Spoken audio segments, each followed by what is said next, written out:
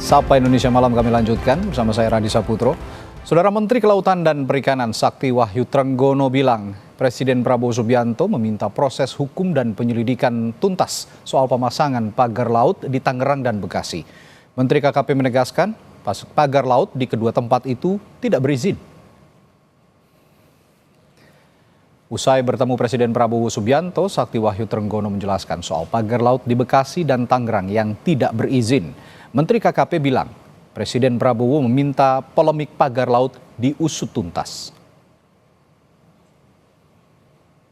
Tapi bagi kami sekarang ini itu tidak berlaku. Kenapa?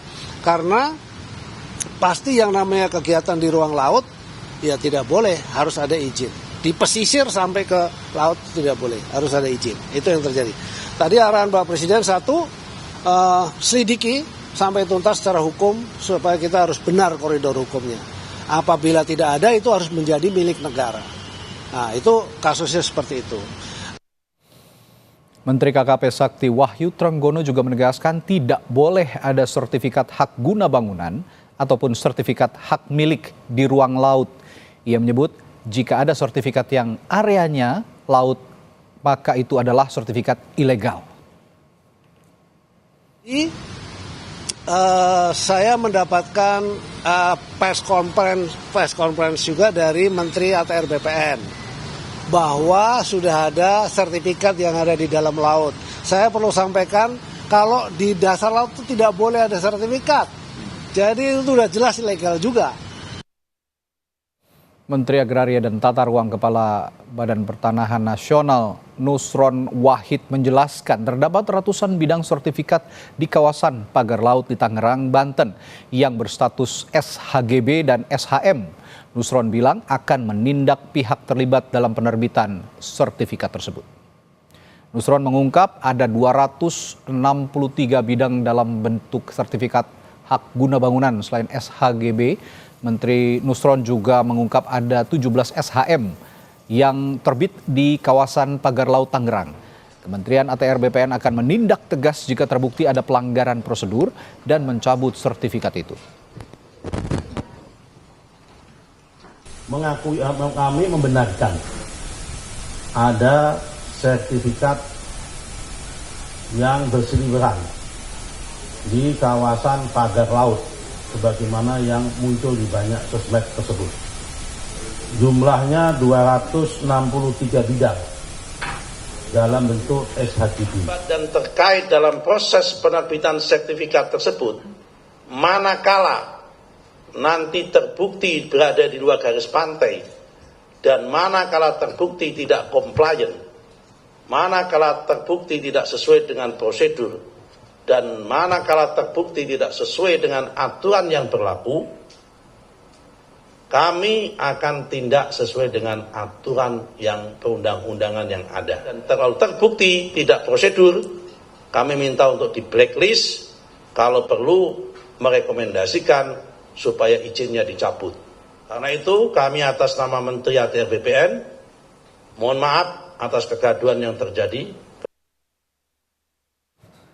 Presiden Prabowo Subianto meminta pengusutan tuntas pihak yang membangun pagar laut. Lalu bagaimana mengusutnya dan siapa pemilik sertifikat di area laut yang sudah dipagari ini? Padahal Menteri KKP menjelaskan atau menegaskan hal itu ilegal. Kita akan bahas bersama anggota Komisi 2 DPR Ahmad Doli Kurnia dan Manajer Kajian Hukum dan Kebijakan Wahana Lingkungan Hidup Indonesia atau WALHI Satrio Manggala. Selamat malam Bapak-Bapak. Selamat malam. Assalamualaikum warahmatullahi wabarakatuh. Waalaikumsalam warahmatullahi wabarakatuh. Selamat malam. Saya ke Bung Doli dulu. Bung Doli, Menteri Nusron bilang ada ratusan sertifikat di area pagar laut. Dan ini juga sepertinya sertifikat ini diterbitkan tidak sebagaimana mestinya. Sepertinya begitu dugaannya. Bagaimana DPR menganalisis soal ini? Ya, saya kira ini sesuatu yang mengejutkan kita semua dan memprihatinkan kita ya. Kalau misalnya kemudian itu memang pada akhirnya terbukti benar ya. Pertama soal pagar yang sepanjang 30 km itu ya, itu aja sudah mengejutkan kita. Kenapa laut yang lepas seperti itu kemudian dipagari, dan tentu itu akan mengganggu masyarakat di sana ya, yang tiap hari menjadi nelayan dan penghidupannya di sana. Nah, tambah mengejutkan lagi kalau ketika kemudian ternyata ada areal laut yang sudah HGB-nya gitu kan, yang tadi disampaikan itu. Nah, jadi menurut saya kira kami memberikan apresiasi dan dukungan penuh ya kepada Menteri ATR BPN yang akan mencoba mengkaji ulang itu semua, mereview lagi ya. Kalau memang semua itu terjadi ada terjadinya pelanggaran dan peraturan perundangan yang berlaku, ya saya kira memang harus ditindak. Dan Komisi 2 menurut saya memberikan dukungan penuh. Ya mungkin saya juga nanti akan menyampaikan ya, teman-teman Komisi 2 perlu juga membentuk panja saya kira ya, untuk khusus mengusut masalah ini. Kok kenapa ada wilayah laut yang teman-teman kemudian diterbitkan HGB-nya, HGU adalah HGB ya, Ya, ya, ya. gitu. Ya. Jadi menurut saya memang kasus ini harus diusut tuntas gitu. Saya memberikan apresiasi kepada pemerintah, terutama TNI yang segera ambil sikap kemudian untuk membongkar pagar itu ya. Dan kita harus tahu ini asal muasal sebab musababnya ini seperti ini bisa terjadi kenapa gitu. Ya, laut adalah ruang publik yang dikuasai langsung oleh negara, bukan perorangan, bukan individu. Ini juga diatur dalam pasal 33 ayat 3 Undang-Undang Dasar 1945 dan Undang-Undang Nomor 5 Tahun 1960 tentang Peraturan Dasar Pokok-pokok Agraria, di mana di sana dijelaskan sumber daya alam termasuk laut dikuasai oleh negara untuk kepentingan rakyat banyak katanya. Tapi kalau misalnya ada dugaan bahwa ini dikelola oleh individu karena ada terbitnya SHGB ini sendiri tadi, sertifikat hak guna bangunan. Kalau Anda menduganya siapa yang harus bertanggung jawab kalau seperti ini, Bung Doli? Ya itu nanti saya kira kita belum bisa, apalagi saya ya, kemudian memberikan kesimpulan siapa yang akan bertanggung jawab gitu. Nah tadi kan Pak Menteri ATR BPN juga sudah memberikan keterangan ya, bahwa tentu kalau bicara tentang HGB itu kemudian ada sertifikat apalagi, itu kan memang kewenangan Kementerian ATR BPN. Nah mungkin nanti itu yang saya kira harus kita cari tahu siapa yang paling bertanggung jawab terhadap penerbitan sertifikat atau HGB itu. Nah makanya menurut saya supaya lebih tuntas, mungkin baik juga teman-teman Komisi 2 membuat panja ya, sehingga ini kan bukan tentu kita tidak mau mencari hanya sekedar siapa yang bertanggung jawab, sehingga memang nanti kalau memang ini bisa kita tuntaskan, ya tidak terulang lagi kan kejadian-kejadian seperti ini ke depan, kira-kira begitu. Ya, itu kalau dari Komisi 2. Kalau dari Walhi bagaimana? Dugaan Walhi, siapa yang menerbitkan SHGB ini sehingga menyalahi aturan? Kalau misalnya kita lihat aturannya memang tidak untuk peruntukannya begitu. Dan mengapa sampai banyak sertifikat yang terbit? Dugaan Walhi sejauh ini bagaimana? Ya, yang pertama seperti sudah diungkapkan gitu ya oleh kementerian terkait gitu, Pak Menteri Nusron sudah mengungkapkan beberapa terbitnya sertifikat baik itu HGB maupun SHM di atas pemagaran di sisir Tangerang sampai dengan Bekasi tersebut gitu ya. Tapi kalau pertanyaannya kemudian kewenangannya di siapa, tentu di wilayah kantor agraria gitu ya, Kementerian Pertanahan itu sendiri gitu yang menerbitkan itu. Sehingga maksud kami juga mendorong Kementerian Agraria untuk turut serius gitu ya. Tidak hanya menginvestigasi sampai kemudian menemukan siapa yang harusnya bertanggung jawab. Setidaknya ada dua sisi ya gitu ya. Dalam penerbitan SHM maupun SHGB, begitu kan ada dua pihak gitu ya, selaku pemohon maupun selaku penerbit gitu ya. Dan ada tim agraria yang melakukan verifikasi administrasi maupun verifikasi faktual gitu, verifikasi teknis di lapangan sehingga pasca tersebut bisa dikeluarkan sertifikat gitu. Nah saya kira tetap harus dicari siapa yang bertanggung jawab, yang kemudian tadi saya sangat mendukung gitu kalau Bang Doli bisa membentuk panja sampai dengan bisa memberikan sanksi, karena sanksi itu yang memberikan efek jera agar hal-hal serupa tidak terjadi kembali di kemudian hari gitu. Nah kami menduga tentunya di kedua pihak itu tadi ada dua subjek ya, baik subjek pemohon maupun kemudian subjek yang mengeluarkan penerbitan sertifikat itu yang harus diperiksa lebih lanjut, diinvestigasi lebih lanjut. Nah seperti sebelumnya saat pengangkatan menteri Pak Nusron Wahid sudah mengungkapkan juga salah satu visi yang cukup bagus itu adalah untuk memberantas mafia tanah. Nah, kami sangat mencurigai ada keberadaan mafia tanah dalam penerbitan sertifikat yang demikian ini. Oke, tapi sebelum lebih jauh, kalau dari Walhi, ini sebelum kita bicara siapa yang bertanggung jawab, kasus pagar laut ini begitu berlarut-larut, begitu panjang, begitu saling lempar begitu ya dari institusi pemerintah daerah, pemerintah pusat, belum lagi pihak swasta dikembalikan lagi ke pemerintah daerah dan pemerintah pusat. Menurut Anda, mengapa serumit ini, mengapa sesusah ini untuk mencari siapa yang memasang pagar laut ini? Ya, seharusnya sih bisa cepat ya gitu ya. Dugaan kan banyak motif yang perlu investigasi lebih mendalam gitu ya, tapi banyak yang telah mengungkapkan menyebut subjek A, subjek B gitu. Kita bisa juga menelusuri dari siaran pers Walhi tadi setelah menelusuri 2 perusahaan terafiliasi dengan perusahaan yang mana, subjek-subjeknya mana, yang memiliki SHGB berdasarkan pernyataan Menteri Agraria itu sendiri gitu ya. Ada 2 perusahaan besar yang memiliki SHGB dan sertifikat tak milik yang dimiliki oleh 17% gitu. Nah, dari data tersebut kan sebetulnya sudah bisa dicek ya, Pak Menteri juga sudah sangat terbuka begitu, bisa dicek sendiri gitu ya, afiliasinya dari website AHU itu bisa publik bisa saling mengecek gitu sebetulnya kepemilikan ini terafiliasi dengan siapa gitu ya. Oke. Dengan usaha apa gitu. Oke. Saya kembali ke Bung Doli, kalau tadi Anda menyinggung soal panja, berarti ini melibatkan sebenarnya tidak hanya Komisi 2, karena kalau Komisi 2 kan dalam khusus untuk ATR BPN, sedangkan untuk pagar lautnya sendiri mungkin nanti pengawasannya ada di Komisi 4 begitu ya Bung Doli. Nah, ini apakah juga akan kolaborasi nanti dengan Komisi 4 untuk mengusut siapa sebenarnya harusnya bertanggung jawab pemasangan pagar laut ini? Oh iya, kalau kami kan concernnya di Komisi 2 tentu berkaitan dengan soal mitra kerja kami. Ya.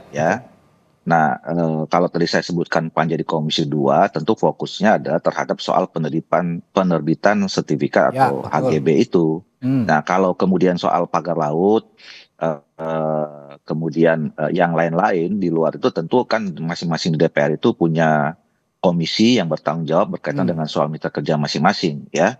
Nah, apakah nanti masalah itu kemudian ditindaklanjuti oleh komisi yang berkaitan ya, atau kemudian nanti bisa jadi dibentuk pansus, itu tergantung dari DPR, tergantung dari DPR, pimpinan dan kemudian dari fraksi-fraksi yang ada di DPR. Jadi melihat perkembangannya saat ini untuk panja untuk kasus yang SHGB begitu ya, Bung Doli, nanti kalau memang berkembang lagi karena saya pagar laut bisa pansus gitu.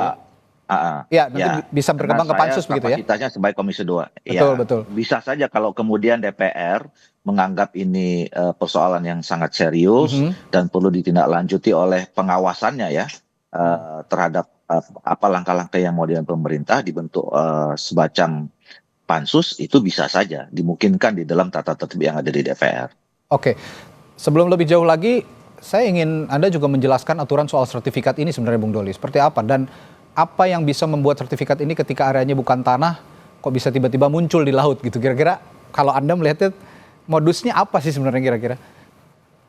Ya ini yang tadi kita harus cari tahu ya. Kita kan tidak boleh berspekulasi karena kan kita tentu harus mengambil langkah-langkah kemudian keputusan berdasarkan peraturan perundangan yang berlaku.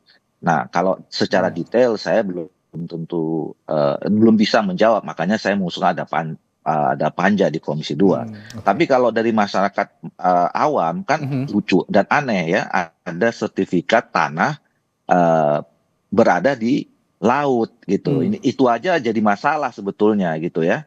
Nah, artinya ya kan masyarakat juga akan bertanya-tanya, emang selama ini sertifikat tanah itu juga berlaku di luar tanah misalnya gitu ya. Nah ini yang menurut saya perlu diselidiki kan. Kira-kira ya kan jadi lucu ya, ada sertifikat di atas laut gitu, sertifikat tanah gitu. Nah ini yang menurut saya supaya tidak tambah lucu gitu ya, tidak tambah aneh, saya kira memang harus dijelaskan persoalannya dan secara karena kami ini adalah bagian dari pemerintah kan di DPR.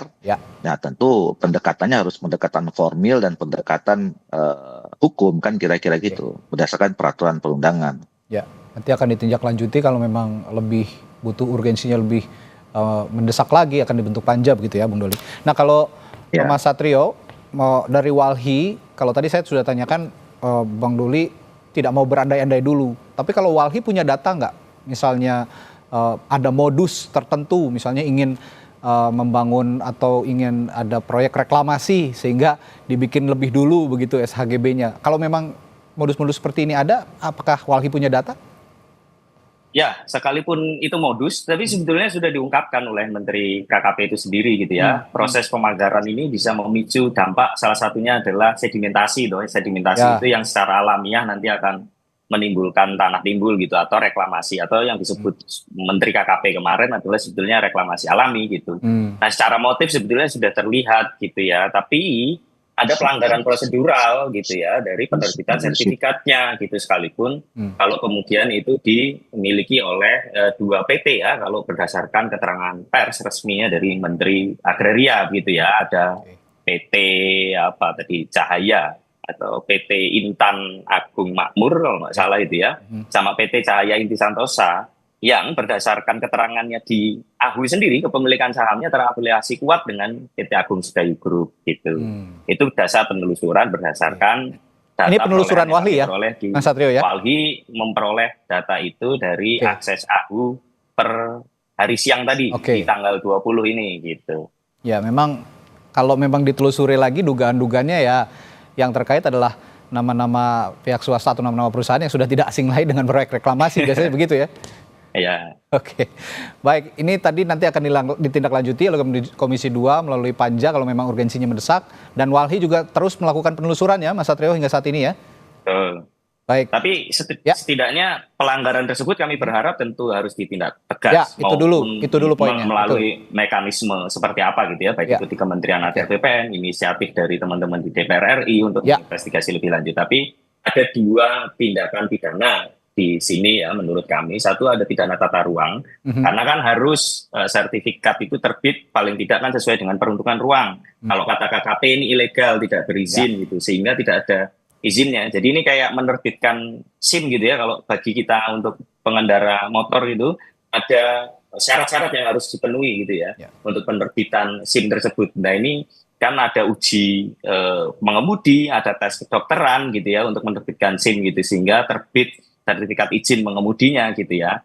Nah kalau dalam kasus ini kan sama saja, kalau di dalam SIM itu kita bisa dengar istilah awam itu nembak, masa iya ada istilah nembak di dalam penerbitan sertifikat gitu. Saya kira ini ada 2 unsur yang bermain di sini gitu. Itu semoga yang tidak semakin bisa dibongkar. Ya, kalau kata Bung Doli tadi, semoga tidak semakin lucu lah ya kasus ini, karena ya kalau memang ditemukan ya, saya pikir misalnya ada oknum di satu instansi begitu yang memainkan surat hak izin hak guna bangun SHGB ini tidak hanya harus dicopot, tapi ya tadi ada bentuk pidana tata ruang yang harus ditindaklanjuti secara hukum gitu ya.